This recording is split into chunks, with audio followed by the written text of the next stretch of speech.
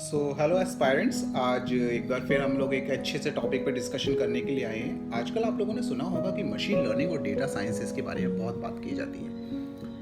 अब ये data sciences के बारे में बातें तो बहुत ज़्यादा हैं, सीखनी चाहिए, इससे रिलेटेड हमें कोर्स करने चाहिए, बहुत सारे जॉब अपॉर्चुनिटीज़ हैं। लेकिन इससे रिलेटेड अगर हम थोड़ी सी फैक्ट एनालिसिस करें तो ये जानना बहुत ज़रूरी होता है कि वास्तव में इस डेटा एनालिसिस की ज़रूरत हमें क्यों पड़ी।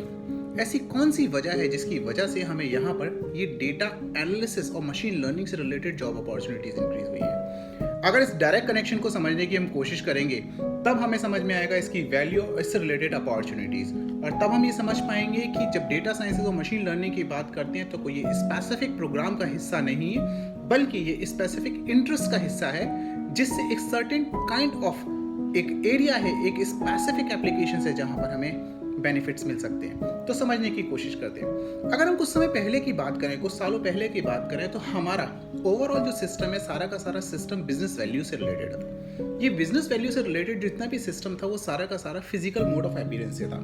यानी आप जब कभी भी कहीं जाते थे, किसी शॉप पर जाते थे, किसी दुकान पर जाते थे, तो आप और आपकी फेस वैल्यू यानी आपके खुद के ओन फुटप्रिंट, आप उस दुकान पर जाते थे और दुकान पर जाने के बाद आप कस्टमर बनते थे।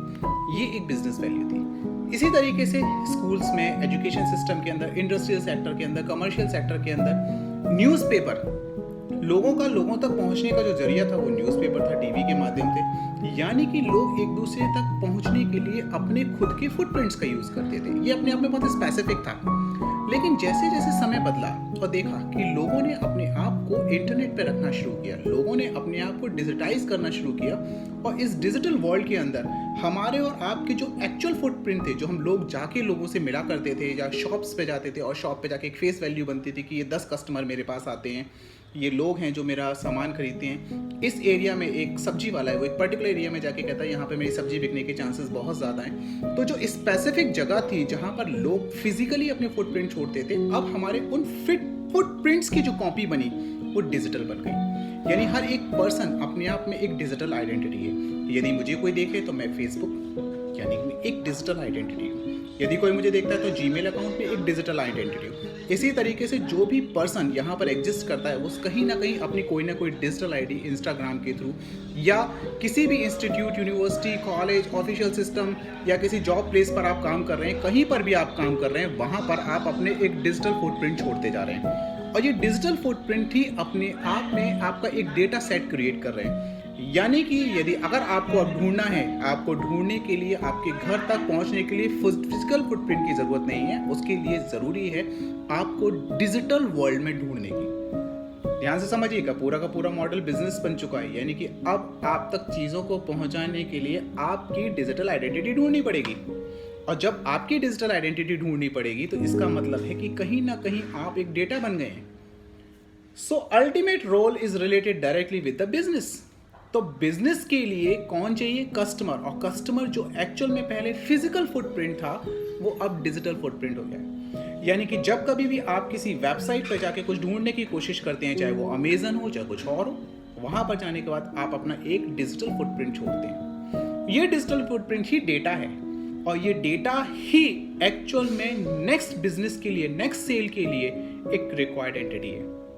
तो अब यदि मैं फॉर एन एग्जांपल मान के चलिए, मैं अगर कोई इंडस्ट्री लेके बैठा हुआ हूं, तो इस इंडस्ट्री का ऑब्जेक्टिव है कुछ प्रोडक्शन, कुछ प्रोड्यूस करना। अब प्रोड्यूस करने का मतलब है कि कहीं ना कहीं मुझे ये सब किसी कस्टमर को देना।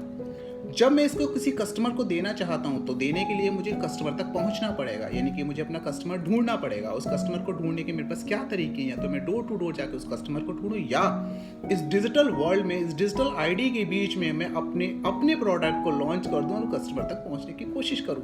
तो that is what the data. So ultimately हम और हमसे जुड़ी जितनी भी चीजें हैं वो सब अब डेटा बन चुकी हैं।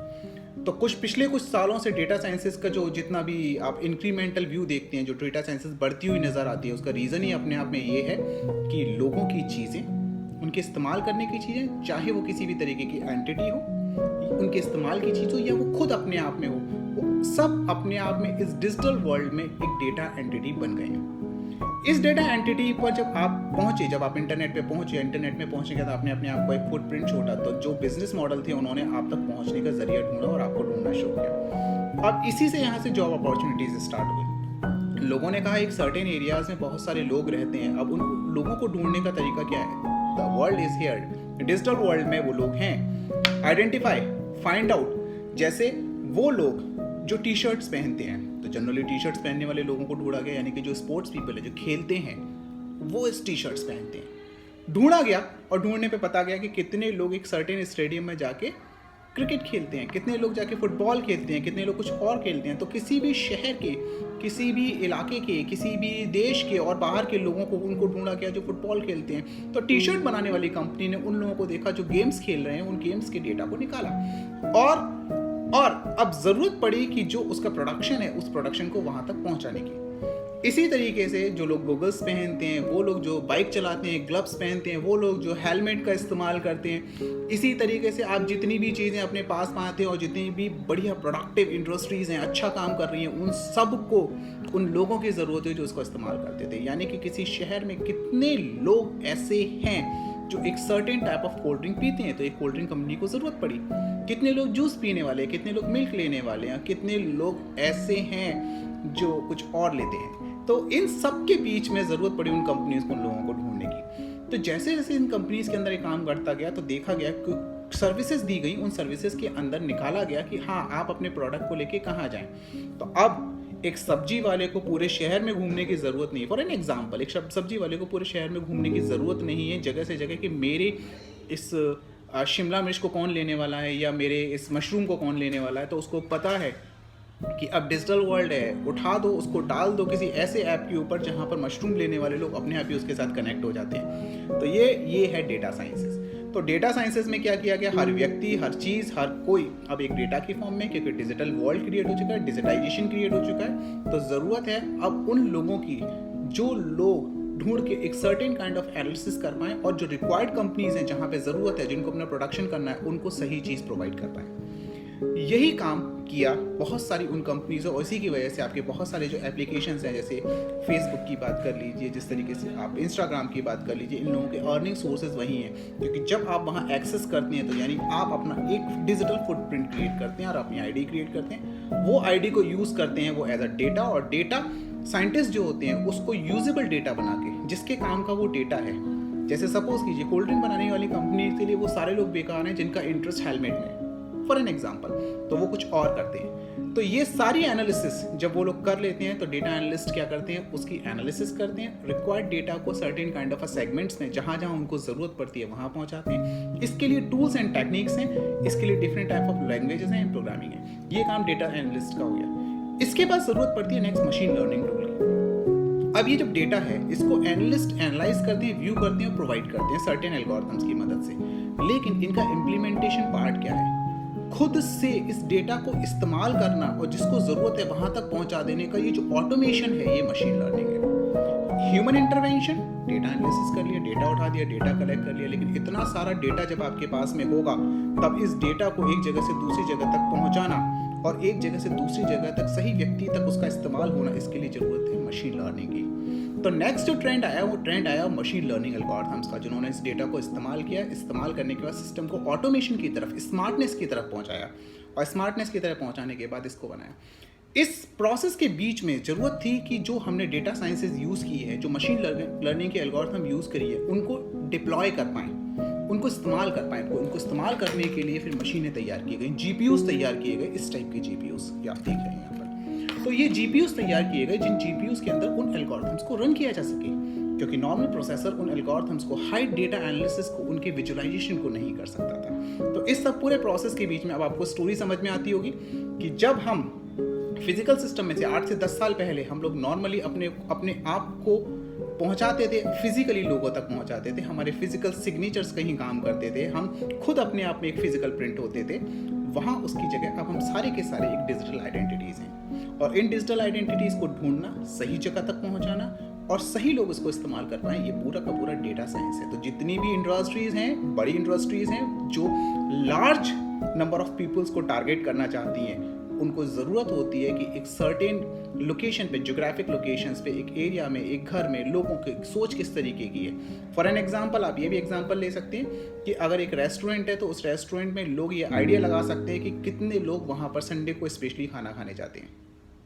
अगर संडे को लोग खाना खाने जाते हैं तो उस लोकेशन पे लोग अपने रेस्टोरेंट खोल सकते हैं जो बड़ी चेन ऑफ रेस्टोरेंट्स हैं, जैसे मैकडोनाल्ड अपनी प्रेफरेंस इसी के हिसाब से चूज करता है। सेकंड, अब जब आप डेटा की एनालिसिस कर लेते हैं तो ऑटोमेशन, आपको खुद से सजेशंस आने लगे। इस सजेशंस को आने के लिए ज़रूरत है आपकी डिवाइस को इतना स्मार्ट बना देना कि वो मशीन लर्निंग। तो आप डेटा का कलेक्शन, डेटा की एनालिसिस, डेटा को उस फॉर्म में रिस्ट्रक्चर करना जिस फॉर्म में ज़रूरत है। तीसरा, जब वो डेटा हमारे पास तैयार हो जाता है तो मशीन को इतना स्मार्ट बना देना कि वो डेटा जहाँ जिस जगह इस्तेमाल किया जाना चाहिए, जिस फॉर्म में इस्तेमाल किया जाना चाहिए, मशीन अपने आप से रिस्पॉन्स करके उसको पहुंचा पाए। और इस मशीनों को बनाने के लिए, डिप्लॉय करने के लिए आपको अंडरस्टैंडिंग करनी पड़ेगी मशीनों के बारे में। तो अगर परफेक्टली आपको मशीन लर्निंग और डेटा साइंटिस्ट अगर आपको बनना है तो you need to learn each and everything in details. I hope so you are liking this video and take it from doctor Pankaj. यहाँ से आप चीज़ों को ले सकते हैं, समझ सकते हैं। मैं हर बात की आपको फैक्ट एनालिसिस बताऊंगा। यदि कोई चीज़ अगर मैं यहाँ मिस करता हूँ और आप जानना चाहते हैं तो आप समझिए। पर अल्टीमेटली रिमेंबर दिस, डेटा आप हैं, किसको ज़रूरत है? आपको, यदि आपका बिजनेस है तो this is all about business model. तो that's why the requirement of data has been change, क्योंकि आप खुद डेटा बन गए। सो देखते रहिए इस चैनल को और सब्सक्राइब कीजिए अगर आपको पसंद आता है, और कमेंट भी कीजिए अगर आप कुछ पूछना चाहते हैं।